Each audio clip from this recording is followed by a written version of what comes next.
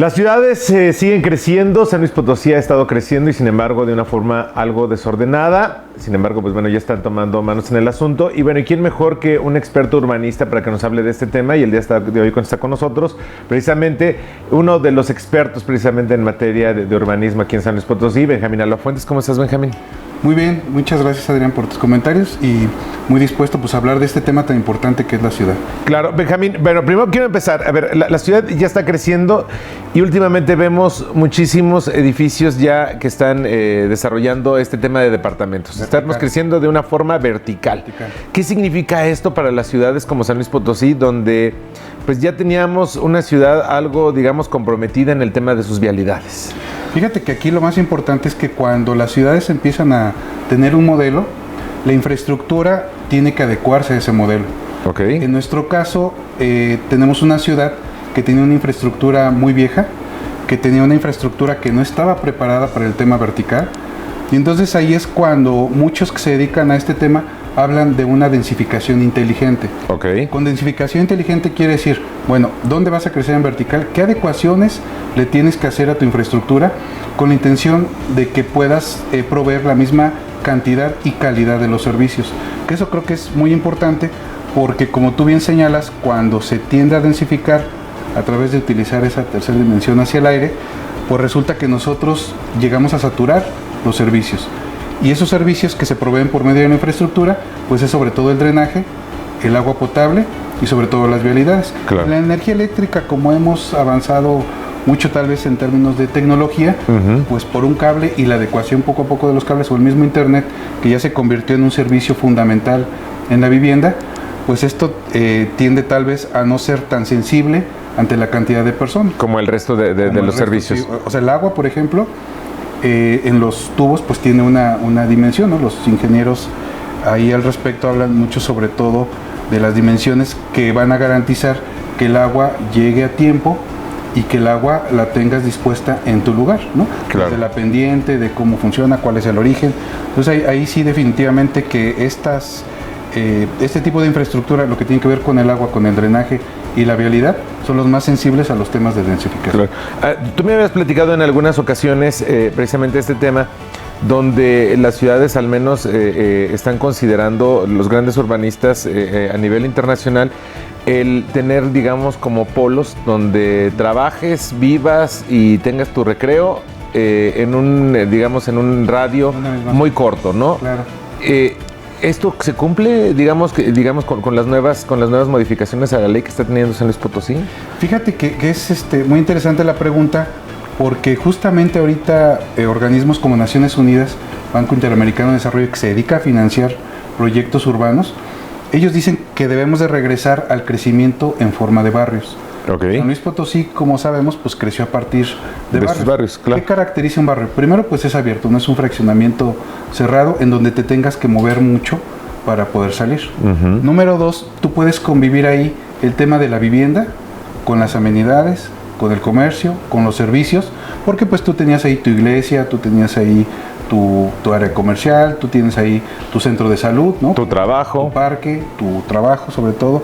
Y lo que sucede ahora es que cuando nosotros empezamos a crecer mucho hacia los lados, perdimos la noción de este barrio, empezamos a crecer con fraccionamientos cerrados, y entonces esos hacen, por un lado, que nos tengamos que mover más, por otro lado, que para acceder al servicio, pues lo tengamos muy distante, ¿no? O sea, claro. para ir simplemente a comprar algo a la tienda, pues tenemos que agarrar el coche, exactamente, porque no tenemos forma de estar en otra dimensión conectados, o sea, tenemos todo desconectado, está muy lejos, está distante, y esto, organismos, por ejemplo, que evalúan mucho a las ciudades en términos de su competitividad, como el INCO, le ha llamado que tenemos ahora modelos 3D, ¿no? Haciendo esa analogía, porque dice que tenemos modelos distantes, o sea, todo queda muy lejos, ¿sí?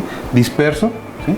Y todo sobre todo está fragmentado, o sea, tenemos por un lado, por otro. Que ese es un modelo muy norteamericano, ¿no? Hasta cierto punto. Sí, pero fíjate que los norteamericanos, cuando dijeron estamos lejos, buscaron primero tener el acceso al transporte. Okay. Entonces hacen un modelo que le llaman ellos orientado al tránsito.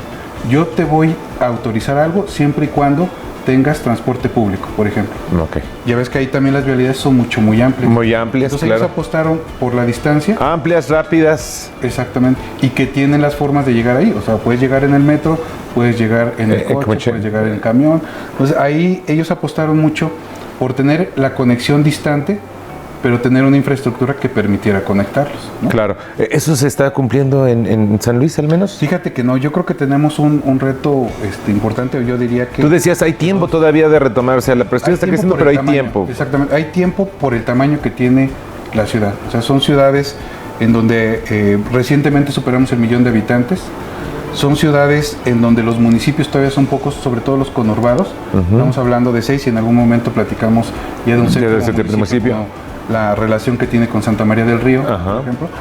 Pero el hablar ahorita de 6 municipios, a diferencia, por ejemplo, de la Ciudad de México, ¿no? Que ya tiene más de 30 municipios metropolitanos, que ahí ya hablamos ya no de una megaciudad, sino tal vez de una gigaciudad, porque ya se junta la zona metropolitana de Puebla con México, con Toluca. Claro. Hoy hay una gran región ahí. Ya tan solo 2 estados involucrados, ya se habla de otra cosa. De 2 estados, y ya incluso desde el presidente anterior, comentamos también, inició un sistema de transporte para ir de Toluca, por ejemplo, a la Ciudad de México. O sea, ya conectando, como tú bien dices, 2 estados.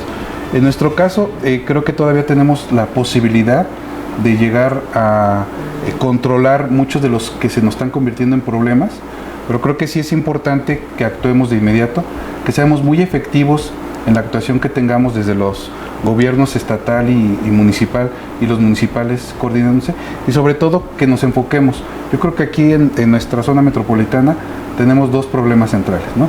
Uno tiene que ver con el agua, porque no tenemos agua de calidad, porque vamos a enfrentar, dicen los expertos, una gran crisis del agua, pero resulta que cuando llueve nos inundamos, ¿no?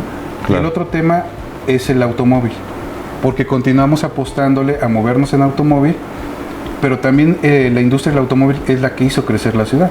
Claro. Y es la que la va a mantener en esta dinámica de crecimiento por lo menos los próximos 15 años. O sea, con el incremento de la zona de las inversiones, BMW, claro. De las inversiones, por supuesto que la producción del automóvil va a seguir determinando el crecimiento de la ciudad, pero sí hay que enfrentarnos mucho a hacer un modelo de desarrollo urbano que esté orientado a controlar o a ser amigable con estos 2 temas, ¿no? Justamente a esta parte, Benjamín, ¿qué tiene que pasar al menos en políticas encaminadas al desarrollo urbano para garantizar lo que tiene que pasar a futuro? Ahorita tenemos, digamos que a las autoridades y a nosotros nos está explotando el cohete del agua potable en las manos, y que pensábamos que estaba garantizado con el hecho de tener una presa, el Realito, que es un problema aparte. Sin embargo, ya veníamos nosotros arrastrando problemas. Desde que yo tengo uso de razón, ya teníamos el problema del agua aquí en San Luis Potosí. ¿Qué está pasando? ¿Qué tiene que pasar para que, en cuanto a nuestro desarrollo urbano, podamos garantizar con el crecimiento de las inversiones? Supuestamente, tengo entendido que va a crecer también la ciudad, va a crecer la población, va a crecer la vivienda, va a crecer servicios, va a crecer, etcétera. Y sin embargo, no sé si las autoridades estén pensando en cómo garantizar precisamente el proveer este tipo de servicio a la ciudadanía. Yo creo que tu pregunta es clave en la medida que pensamos que no estamos viendo al futuro.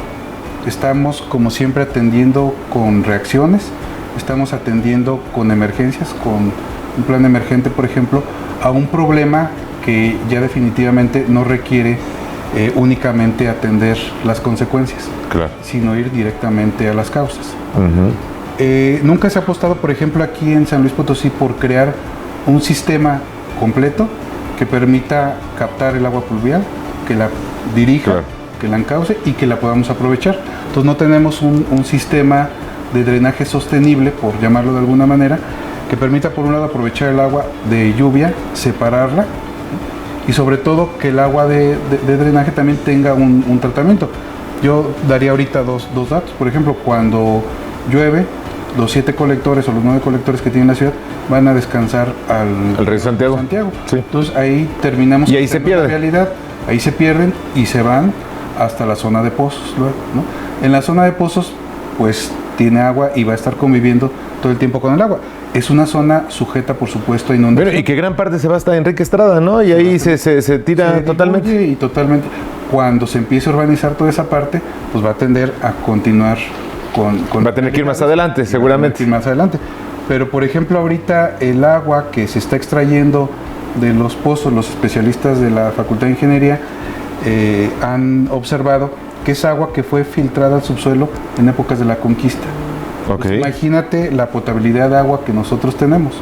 Ya no es necesario únicamente pensar en temas de la suficiencia, es decir, ¿te va a llevar el agua o no te va a llegar el agua? Sino en términos también de la calidad del agua que estás utilizando para hacer tus actividades básicas. Claro. ¿no? Entonces yo creo que sí hay un tema ahí, por un lado, de que no tenemos una infraestructura que nos permita captar, utilizar, aprovechar, reutilizar el agua, y por otro lado, no estamos garantizando que el agua llegue no solo en cantidad, sino también en calidad a la vivienda. No tenemos prácticamente agua potable en San Luis Potosí. ¿En la ley ya se plasma algo que tengan que hacer los nuevos desarrollos, digamos, para garantizar el agua para quien va a ocupar sus viviendas? Sí, fíjate que hay temas que ya están incorporados tanto en la Ley de Ordenamiento Territorial en la federal, alguno en la estatal, y algo tiene el Programa Municipal de Desarrollo Urbano. Le llama que cuando tú vayas a construir, tengas drenajes urbanos sostenibles. Es un modelito que también fue impulsado en Estados Unidos, sobre todo en las ciudades del norte, y ahí lo que dice es que cuando llueve sobre la vialidad, pues en primero la tengas que captar y la tengas que conducir a depósitos, que cuando construyes un edificio, desde la azotea empieces a canalizar el agua hacia determinado lugar. Pero para eso es importante que estemos conectados, es decir, que la red pues vaya recolectando esa agua y que después permita... Que no sirve de nada de que, bueno, la tengan ahí captada si no va a llevar... Por ejemplo, en la ley señala que no le eches al drenaje. Dice, pero entonces échala a la calle. Pero de todas maneras va a afectar a otra zona, ¿no? Porque te está afectando la movilidad, te está afectando el automóvil, te va a inundar las calles y te las va a cerrar. Nosotros aquí regularmente incrementamos el tiempo de traslado cuando llueve. O sea, si te tardas 1 hora en ir a la zona industrial, cuando llueve te tardas 2 horas. Y bueno, ya hemos visto situaciones, tú te acordarás hace, si no me equivoco, fueron 3 o 4 años, cuando ahí en pleno Salvador Nava una persona pasó abajo de un camión arrastrado por la corriente del agua. Porque se cerró uno de los colectores, o se estaba atendiendo uno de los colectores, ¿no? Y luego tenemos, por ejemplo, la zona de pozos, que es una zona en donde está creciendo mucho la ciudad, y hay una cosa que le llamamos crecimiento controlado. Crecimiento controlado es que primero debe de existir la infraestructura suficiente para canalizar el agua y después que ya puedas urbanizar. Digo, estamos en pozos a un lado de Laguna de Santa Rita, todo es agua en pozos. ¿No? Benjamín, aquí es caro para la autoridad, digamos, el poder tener un programa efectivo para poder, digamos, llevar a cabo este tipo de obras. Se tienen que apoyar de la iniciativa privada precisamente de este tipo de acciones para que sea también corresponsable, digamos, el inversionista cuando crea un desarrollo urbano. Fíjate que sí es cierto que los inversionistas, los promotores inmobiliarios, los desarrolladores, están preocupados porque finalmente ellos viven de ese producto. O sea, no te van a vender una casa que se va a inundar, ¿no? Claro. Pues sí, por supuesto que ellos están con la disponibilidad de invertir en este tipo de infraestructura. El gobierno, ya sea estatal o municipal, por supuesto que también es caro, pero ellos están preocupados por la administración, ¿no? La administración de los organismos operadores de agua, que no es la más eficiente, las fugas que tenemos en la infraestructura. No hay recursos que alcancen ahorita para darle un mantenimiento completo a toda la infraestructura, pero yo creo que con ese tipo de alianzas, por supuesto, se pueden ir atendiendo los problemas en donde se encuentran mayor concentración de estos temas. Pero yo creo que lo más importante es que hay que reconocer que si eso es caro, es más caro no hacerlo. O sea, pierdes más del 50% del agua del trayecto. Toda el agua de lluvia no la estás utilizando, no la estás captando, conduciendo, tratando para llevarla. ¿El solucionar ese tipo de problemas nos soluciona el problema de agua? Sí, o no, o en parte. O sea, no te lo hace más grande. O sea, creo que sí tenemos que atender ahorita un tema para evitar que siga creciendo el problema ante el crecimiento de la ciudad. O sea, el problema que tenemos ahorita del agua va a crecer de forma exponencial, mucho más que el crecimiento de la ciudad. Si te va a crecer un habitante, vas a tener, por decir un ejemplo, 2 problemas de agua, ¿no? El agua que él va a consumir y el agua que la persona va a desechar. Entonces, sí va a crecer mucho más rápido el problema del agua. Lo que tenemos que hacer ahorita tal vez es con algunas infraestructuras muy determinadas, muy puntuales, empezar a controlar que el problema ya no crezca.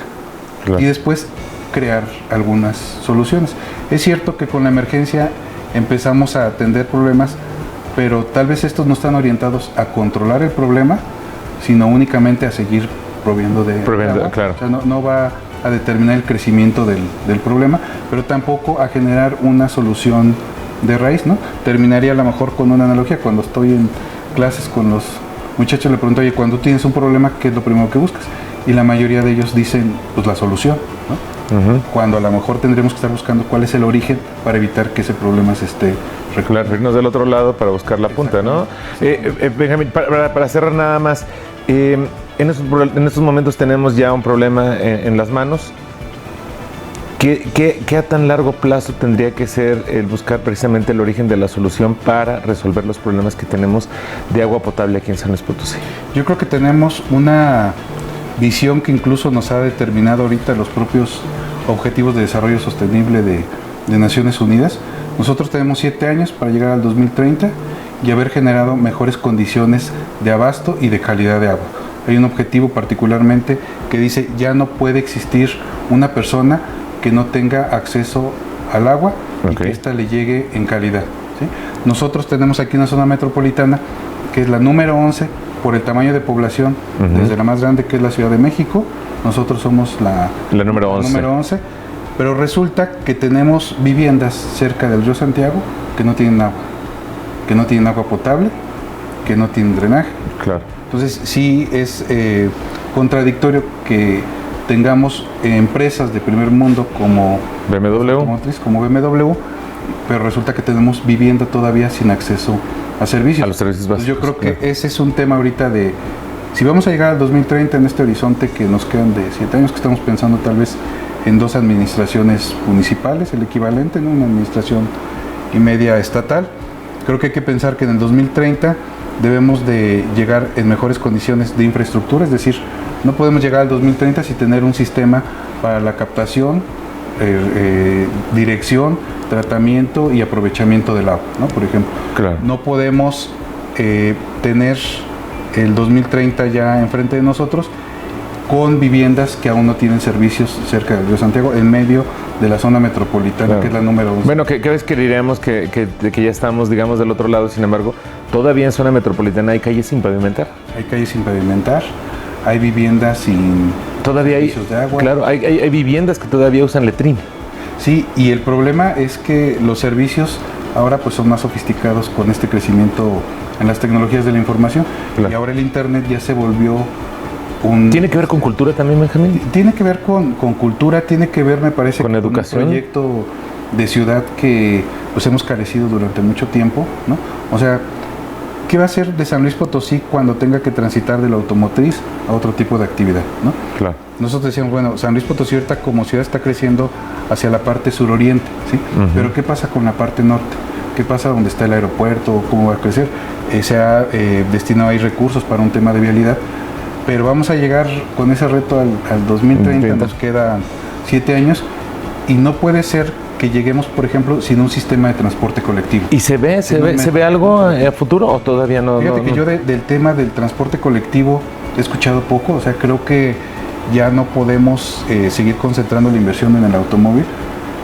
Creo que tenemos que apostarle por un metro, o sea, un metro que de verdad pues te mueva mucha gente en poco tiempo, ¿no? Que te conecte a lo mejor desde Villa de Reyes hasta Mezquitic. Claro. Norte con sur. Como lo hicieron en Monterrey, como lo hicieron en la Ciudad de México, ¿no? El tema de cómo se desplaza la gente, creo que es algo que tiene que coordinar el Estado, los municipios y los municipios de la zona metropolitana. Tiene que ver con cultura de que nosotros empecemos a dejar un poquito, la otra vez te reconocí, ¿no? Que andas en bicicleta, pues sí tienes que encontrar las formas, y las formas para que te permita dejar el coche y empezarte a mover con bicicleta. Pero ahorita no hay ni la infraestructura, ni la cultura. Hemos puesto a competir el coche con las ciclovías, ¿no? No le hemos metido nada a las ciclovías, literalmente las tenemos abandonadas. Entonces, yo creo que sí hay que apostarle por mucho a la infraestructura que nos permita recuperar nuestra ciudad de 15 minutos que teníamos a inicios del siglo, claro, donde tardabas 15 minutos en trasladarte y cruzar la ciudad. Creo que debemos de mantener una ciudad en donde por lo menos la garantía del agua en calidad y en suficiencia la tengas completamente. Es lo que algunos conocen como el derecho a la ciudad. A la ciudad, claro. Que ahí necesariamente eso que es un derecho fundamental lo tengas garantizado. O sea, no podemos llegar con estos rezagos, porque en la medida de que logremos tal vez cubrir esos rezagos y que entonces comencemos a ver hacia el futuro, vamos a tener o a mantener la calidad de ciudad que teníamos a finales del siglo. Si no, creo que también hay que alarmarnos cuando no lo hagamos, cuando sigamos a lo mejor haciendo esas acciones tan dispersas y que se empiece a perder toda la competitividad y la calidad de vida que tenemos aquí. Así empieza la decadencia de las ciudades. Perfecto. Pues Benjamín, te agradezco mucho que nos hayas compartido precisamente estos apuntes. Digo, yo creo que es momento de todos poner acción y que lo que nos toca como ciudadanos, ¿no? También el exigir que yo creo que siempre es lo que nos ha hecho falta, el nosotros también exigirle a la autoridad lo que necesitamos como ciudad. A mí me encanta la palabra que utilizaste hace rato de la corresponsabilidad. Pues el ciudadano es también corresponsable con la autoridad. Claro. La autoridad estatal es corresponsable con la autoridad municipal. Los que desarrollan la vivienda o los inversionistas en las empresas son corresponsables con la gente y con el gobierno, ¿no? Entonces sí creo que en la medida que veamos que efectivamente es una ciudad con corresponsabilidad, vamos a poder crecer mejor. Y muchas gracias por el espacio. Benjamín Alba Fuentes, muchísimas gracias. Por lo pronto nosotros nos vemos y escuchamos en la próxima. Gracias por acompañarnos.